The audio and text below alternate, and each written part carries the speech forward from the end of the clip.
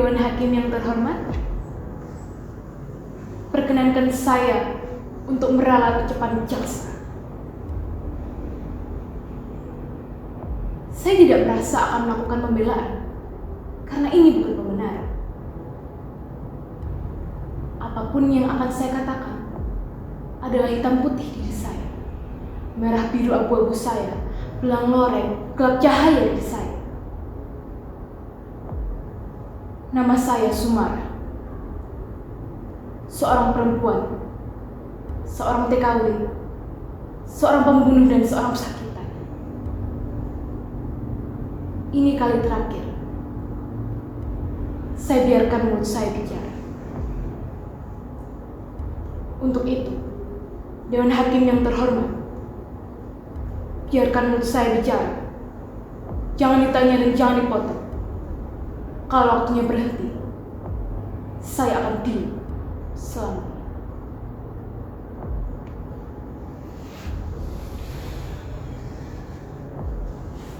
Saya tidak butuh bel.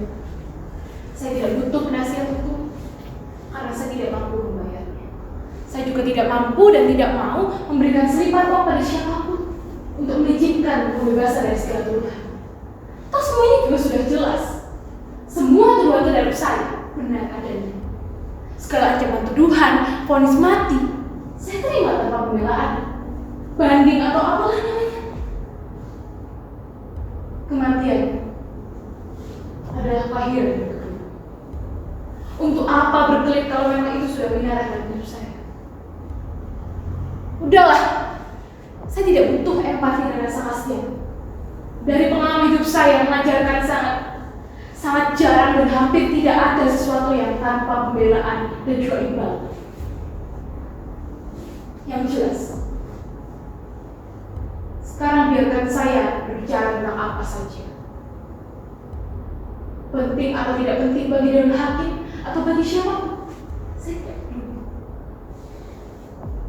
Biarkan saya melakukan apapun yang saya ingin lakukan, seperti air yang mengalir dari hulu ke hilir, mengalir kemanapun curah terambah, mungkin mengendap ke sela-sela jepitan hidup orang, mungkin menabrak cadas batu dalam kepala orang menimbul ria, mungkin meluncur begitu saja bersama lumpur kehidupan tahi dan helai-helai rentannya kemanusiaan, atau bahkan melop-lop mengenai muka busuk para majikan, para penguasa yang jorok-jorok. Maaf, bahasa saya terlalu bertele-tele. Baik, saya mulai saja.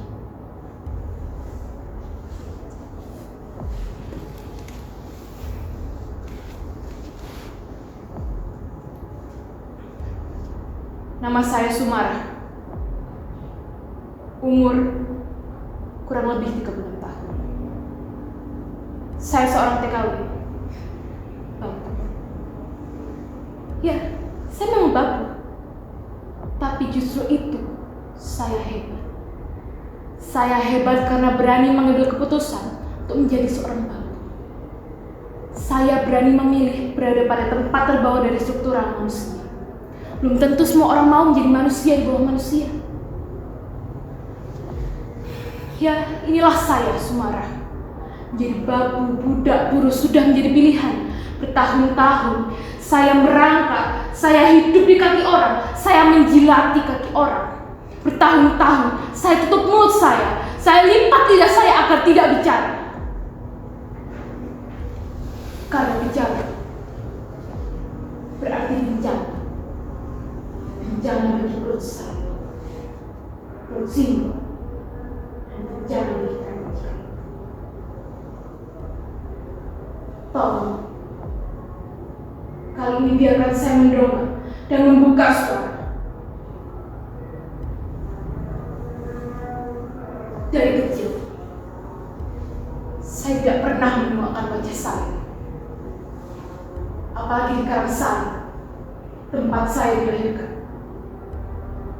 Semua orang di Karangsari selalu membuat saya gugup dengan bisikan-bisikan mereka, tatapan curiga mereka.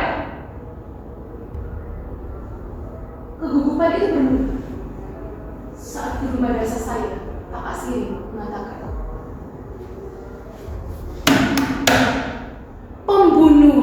Pak Jenderal itu dilakukan oleh sekelompok orang keji yang tergolong dalam organisasi PKI. PKI itu benar-benar biadab. Untuk itu dihapus dan dilarang berkembang lagi. Seluruh antek PKI dihukum. Bapaknya Sumara itu kan PKI.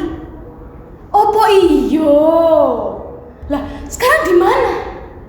Ya wes di Ciduk. Anak cidukannya nolak sini. Kata siapa bapak saya PKI? Bapak saya bukan PKI. Bapak saya bukan PKI. Benar kata Simba.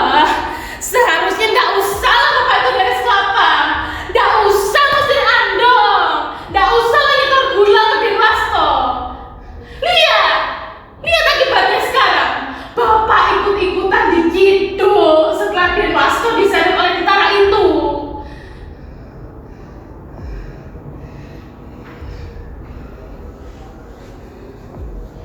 Setelah bapak saya diseret oleh para tentara itu,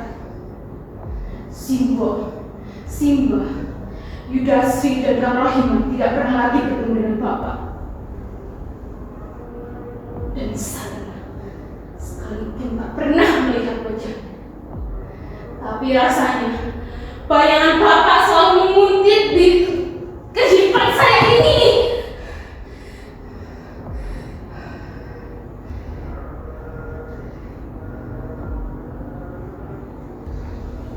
Dengan susah payah saya sekolah.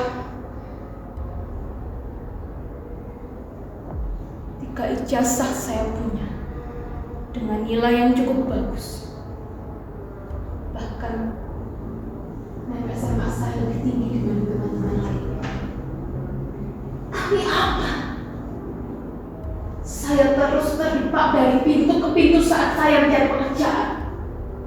Terjegal karena bayangan bapak selalu menguntit di belakang nama saya. Bayangan bapak meninggalkan nama saya ketika saya mencari keterangan surat bersih diri untuk terhindar dari ormas terlarang itu saat saya mendaftar sebagai PNS. Saya ingat betul apa yang Pak Lurah katakan.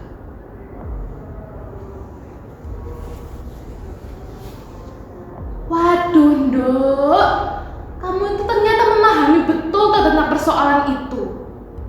Saya nggak berani ngasih keterangan yang kamu mau itu. Gundulku ini loh, Nduk, taruhannya.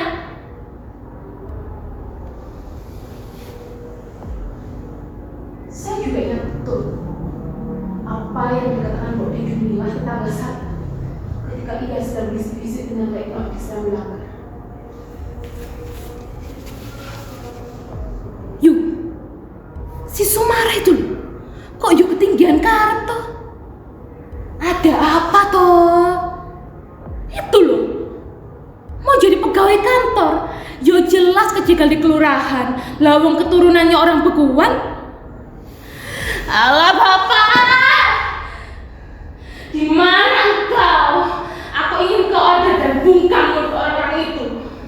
Rasanya Sapu lebih percaya dengan apa yang dikatakan Simbo, bahwa engkau itu baik tapi lumpuh dan bodoh.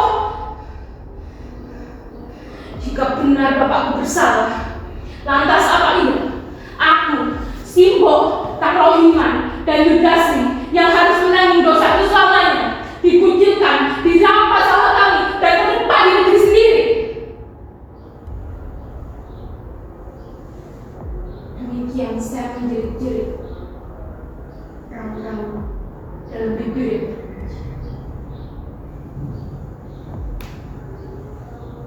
Suatu hari, saya bekerja bersama dengan juragan beras. Dia bernama Bujurwati.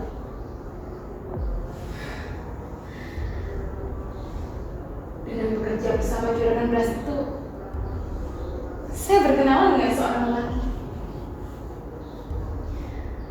yang kemudian saya jatuh cinta padanya. Namanya Mas Edi. seorang tentara. Cinta saya semakin bersemi, manakala tahu Mas Edi juga jatuh hati pada saya. Wah, rasanya hati saya melambung tinggi sekali. Tapi kemudian terpelanting dan jatuh ke jurang yang dalam. Saya tidak bisa melanjutkan hubungan cinta saya dengan Mas Edi. Saya tidak bisa memimpikan impian saya untuk menjadi istri Mas Edi. Mas Edi mundur teratur setelah mengetahui sejarah keluarga saya. Sebagai seorang tentara, haram jadah juga memiliki istri seperti saya. Lagi-lagi, bayangan Bapak menggelarkan nama saya. Rasanya, saya ingin mencari tempat di mana bayangan Bapak itu tidak lagi menguntit nama saya.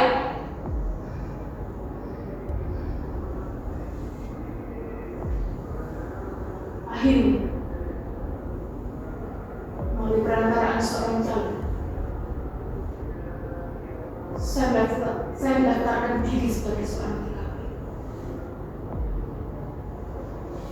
Segala persyaratan saya penuhi, mulai dari biaya di kelurahan, kantor imigrasi, semua yang saya penuhi. Jadilah saya Sumara, seorang TKW lulusan SMA dengan predikat yang tertinggi, jadi baku di negeri orang. Kosinus tangan diferensial jadi mesin cuci, dikotil monokotil jadi irama kayu pel, teks pidato jadi omelan para majikan. Mana yang dikatakan Pak Kasirin tentang pribadi bangsa Indonesia yang adiluhung itu? Kekeluargaan gotong royong mana?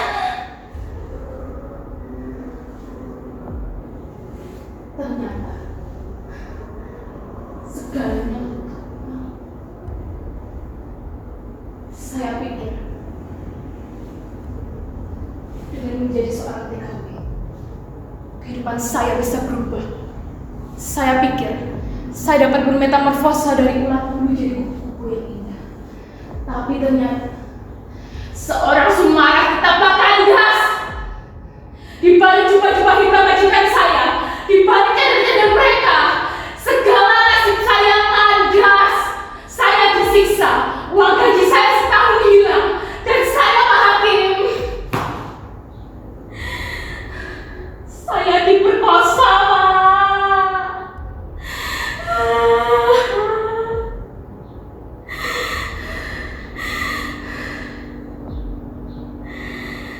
Tapi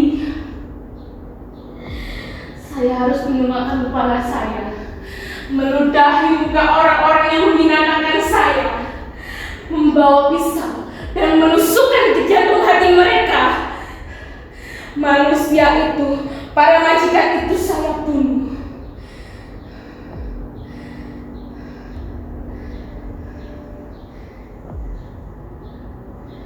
Saya sadar saya akan divonis mati. Saya tidak butuh pembela. Saya tidak butuh penasihat. Tidak usah saya kembalikan di negeri saya, karena itu akan membuat masalah semua hidupnya. Dewan Hakim yang terhormat, inilah saya Sumara. Bagi saya, perjuangan, harapan, penderitaan, semua butuh keberanian.